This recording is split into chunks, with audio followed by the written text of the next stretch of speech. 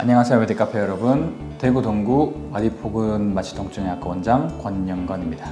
오늘은 현대인의 고질병 허리 디스크에 대해서 알아보려고 합니다. 허리 디스크를 설명하기에 앞서 우리는 척추에 대해서 조금 알아보려고 합니다. 우리 몸을 지탱하고 있는 게 뭐라고 생각하시죠? 우리 몸을 지탱하고 있는 가장 중요한 뼈 중에 척추가 있습니다. 머리부터 시작해서 허리까지 이어져 있죠. 경추, 흉추, 요추로 이루어져 있습니다. 우리 몸은 머리부터 발끝까지 신경으로 이어져 있는데요. 그 신경 중에 척수라는 큰 신경 다발을 척추가 보호하고 몸을 지탱하고 있습니다. 그리고 그 척추와 척추 사이에 젤리 같은 형태의 움직일 수 있도록 해주는 구조물이 디스크입니다. 우리가 척추간판이라고 얘기를 하죠. 우리가 허리 디스크라고 하면 디스크가 제자리에 있지 않고 뒤로 튀어나가게 됨으로써 신경을 눌러서 저림, 통증을 유발하는 것을 얘기합니다. 요추, 추간판 탈출증이라고 얘기하죠. 네, 반은 맞고 반은 틀렸는데요. 우리가 디스크라고 했을 때도 단계가 쭉 나눠져 있습니다. 경증과 중증으로 나눠져 있는데 단계는 1단계부터 5단계까지로 좀 세분화되어 있지만 우리가 간략하게 알아야 될 거는 디스크라는 것은 아까 젤리라고 설명을 드렸는데요. 젤리 같은 성분 안에는 수분이 들어가 있습니다. 이 수분 같은 경우에는 나이가 들면서 자연스럽게 혹은 사고나 충격으로 인해서 수분이 빠지게 되면서 디스크가 기능을 조금 잃는 경우가 있습니다. 경증 같은 경우에는 수분이 아직 많이 차 있는 경우로 충격 흡수라든가 구조가 움직였을 때 완화되고 제자리에 돌아갈 수 있는 능력이 높고, 수분이 빠지게 되면 디스크 자체가 푸석푸석해지기 때문에 이때는 돌아갈 수 있는 능력도 많이 떨어지고요. 디스크가 탈출을 했을 때 이 부분을 회복하기도 어려워집니다. 디스크라는 것 자체도 신경을 눌렀을 때 증상이 발생이 되기 때문에 탈출을 해버려서 돌아갈 수 없는 상태가 되면은 완벽하게 치료가 되기는 어렵죠. 디스크 탈출증 같은 경우에는 치료가 가능하기도 불가능하기도 하기 때문에 이 부분은 전문의와 상담을 통해서 MRI 촬영이라든가 여러 가지 검사를 통해 수술적 치료가 필요할 수도 있고 시술, 주사를 필요할 수도 있게 되겠습니다. 수분이 보충이 될 수는 없고 우리가 자연스럽게 몸이 회복하는 과정에서 수분이 일정 부분은 회복을 할 수는 있습니다. 몸은 대부분이 퇴행성 변화에 의해서 닳기 때문에 어느 정도는 회복이 가능하지만 우리가 어떤 치료를 통해도 이미 닳은 거에 대해서는 회복이 많이 어렵죠. 그래서 제일 중요한 게 뒤에 나오지만 운동을 통해서 자세 교정을 통해서 닳는 것 자체를 안 하도록, 최소화하도록.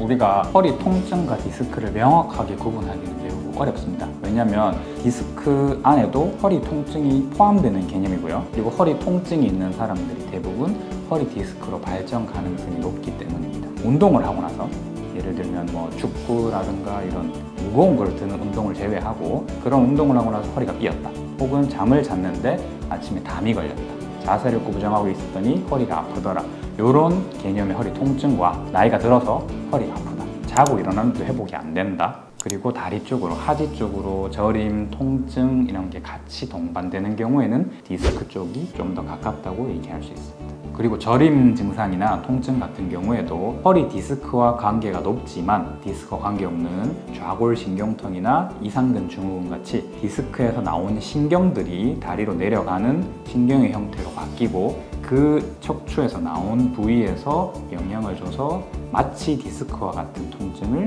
느낄 수도 있게 됩니다. 악화된다든지 이런 부분들이 있을까요? 네, 허리 디스크라고 하면 예전 같은 경우에는 5, 60대 혹은 그 이상의 어르신들이 가지고 있는 병이라고 생각할 수 있었는데요. 요즘은 30대도 허리 디스크를 가진 환자들이 많습니다. 그리고 예전에는 검사를 하기가 힘들었죠. 요즘에는 병원도 많고 MRI 촬영이 보다 상용화됐기 때문에 가서 검사를 해보고 증상을 확인하는 게 더 좋다고 생각을 합니다. 그리고 젊은 환자분들 같은 경우에도 증상은 없고 방치라고 이제 생각하기 쉬운데 MRI를 통해서 촬영을 했는데 디스크가 이미 아까 전에 말했듯이 경증 혹은 중증으로 넘어가는 단계가 30대부터 있을 수 있기 때문에 이 부분들은 적절하게 내가 이제부터 허리를 관리를 해줘야 하는구나 라고 생각을 할 수 있게 검사를 어릴 때부터, 젊을 때부터 해보는 게 중요하기는 합니다. 그리고 이 부분들이 충격이나 외상이 아닌 퇴행성, 나이가 들어감에 따라 발생하는 경우에는 방치라고 표현하기는 조금 그렇지만은 대부분의 사람들이 내가 증상이 조금 있다고 해서 내가 디스크구나 라고 생각을 하지 않습니다, 보통. 그래서 대부분은 내가 건강염려증이나 아니면 내가 어떤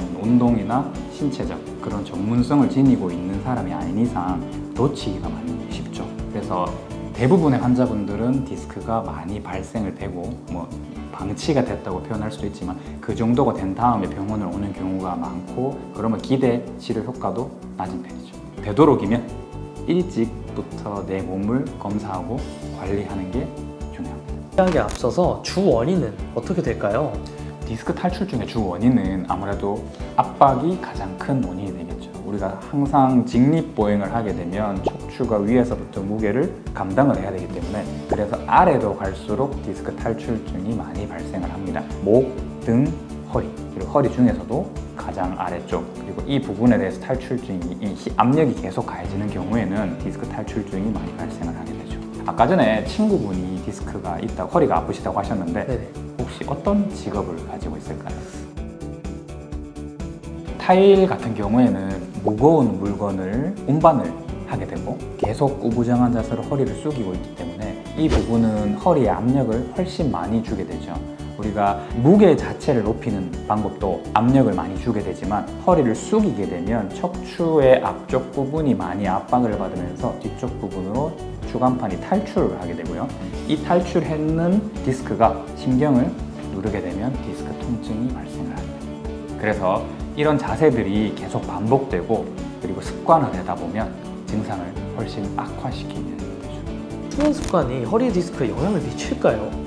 네, 당연히 미칠 수밖에 없죠. 우리가 살아가면서 거의 3분의 1가량을 수면 그리고 누워서 지내게 되는데요. 우리가 예전에는 딱딱한 바닥에서 많이 잤다고 하면 요즘은 침대라는 가구를 통해서 좀 푹신푹신한 자세를 많이 취하게 됩니다. 이때 우리 몸은 누웠을 때 허리를 아치형으로 아치를 유지를 해줘야 돼요.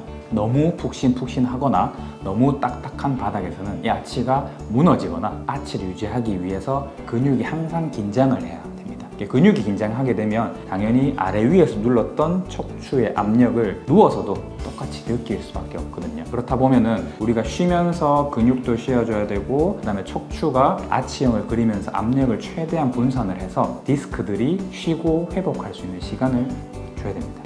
그 시간을 우리가 수면을 통해서 회복을 하게 되고요. 아침에 일어났을 때 이 부분이 해소가 안 되는 경우에는 디스크가 계속 자극을 받고 압력을 받으면서 오히려 자고 일어났을 때 다음날 아침에 더 아프거나 신경통이 더 유발되는 경우도 있습니다. 그래서 저는 환자분들한테 우리가 침대에 대해서 비용이 상당히 비싸잖아요. 그 부분을 조금 투자를 했으면 하는 말씀을 항상 드립니다. 베개부터 시작해서 침대까지 요즘은 기능성 침대들이 많이 나왔기 때문에 침대가 싼 거는 몇십만 원에서 비싼 거는 억 단위까지 있지만 대부분은 이제 100만 원 단위에서 몇백만 원 정도를 통해서 내 척추를 수십 년간 지킬 수 있다면 저는 투자를 하는 게 더 가성비가 좋지 않나 생각을 합니다. 허리 같은 경우에는 우리가 침대를 바꿨을 때 굉장히 많이 느끼게 됩니다. 특히 요즘은 스프링, 그다음에 돌침대, 라텍스, 메모리폼 여러 가지로 많이 구성이 되어 있거든요. 그리고 침대는 반드시 누워보고 내 몸에 맞는 거를 선택을 해야 돼요. 내 병 상태도 다르고요. 내 골반 구조도 다르고요. 내 키도 다르기 때문에 좋다는 침대를 누웠는데 내가 불편할 수도 있고요. 그렇기 때문에 항상 누워보고 침대를 결정을 하고 침대에 돈 투자를 조금 하시는 거를 추천을 드립니다. 그 부분은 일단은 병원에 가셔가지고 현재 내 몸의 상태를 내가 인지를 해야 돼요. 그 다음에 왜 침대에서 잤을 때 불편했을까? 왜 소파가 잤을 때 더 편했을까를 파악을 해야 돼요. 스프링이라고 내 몸에 무조건 맞고 메모리폼이라서 안 맞지는 않고요. 이 메모리폼이 내 몸에 맞는 형태의 메모리폼인지, 메모리폼도 여러 가지 이제 깊이라든가 단계가 다 있거든요. 그래서 그 부분을 내가 좀 찾아봐야 되는 거죠. 그래서 아까 전에 말씀드린 것처럼 누워보고 결정을 하는 게, 내가 남들 다 좋다고 하는 뭐 라텍스, 뭐 비싼 침대에 누웠는데 내 몸이랑 안 맞을 수도 있거든요. 내 현재 아치가 무너져 있을 수도 있고, 내 현재 아치를 받칠 만큼의 메모리 폼이 유지가 안 될 수도 있고, 물침대에도 허리를 잘 구성을 할 수 있어요. 하지만 이 물침대에서 내 아치나 내 허리를 구성하고 있는 근육들이 잘 작용을 못 한다면 오히려 물 위에서 내 아치를 유지하기 위해서 힘을 계속 줄 수도 있는 부분이거든요. 그래서 내가 누웠을 때 내 엉덩이부터, 그리고 몸은 볼록볼록 하잖아요. 허리 아치를 받칠 수 있는지, 내 엉덩이를 잘 받칠 수 있는지, 등을 잘 받칠 수 있는지, 베개 목을 잘 받칠 수 있는지, 그런 것들을 다 감안을 하고 침대를 구매하시는 게 좋습니다. 우리가 물건을 들 때도 그렇고 앉을 때도 그렇고, 허리가 구부려지면 디스크 압력이 심해져서 뒤쪽으로 디스크 탈출증을 유발하게 됩니다. 대표적으로 아까 이제 앉는 자세에 대해서 설명드렸는데, 허리를 엉덩이가 앞으로 빠지게 되면서 허리가 구부정하게 앉으면 허리, 목 둘 다 굉장히 압력을 많이 받게 되죠. 우리가 보통 대부분의 사람들이 의자에 앉아서 일을 하고 한 1시간에서 2시간만 시간이 경과하면 다들 그렇게 앉아 있어요. 그렇기 때문에 현대인들이 디스크를 많이 가지고 있는 이유이기도 합니다. 그리고 물건을 들 때는 우리가 인터넷에 조금만 찾아봐도 물건을 이렇게 드세요 라고 하는 자세들이 있어요. 그것들이 물건을 들 때 허리를 구부정하게 들어버리면 또 디스크 압력이 굉장히 많이 작용을 해서 같은 무게를 들더라도 허리 뒤에는 똑같은 압력이 아니라 굉장히 심한 압력이 걸리게 되죠. 그래서 허리를 꼿꼿이 세우는 자세인데 완전하게 허리 힘을 빡 주고 세우는 자세는 또 아니에요. 그래서 허리를 유지하기 위해서는 해야 되는, 어디에 어떻게 힘을 줘야 되는지도 배워야 합니다. 이게 맞는 말인가요?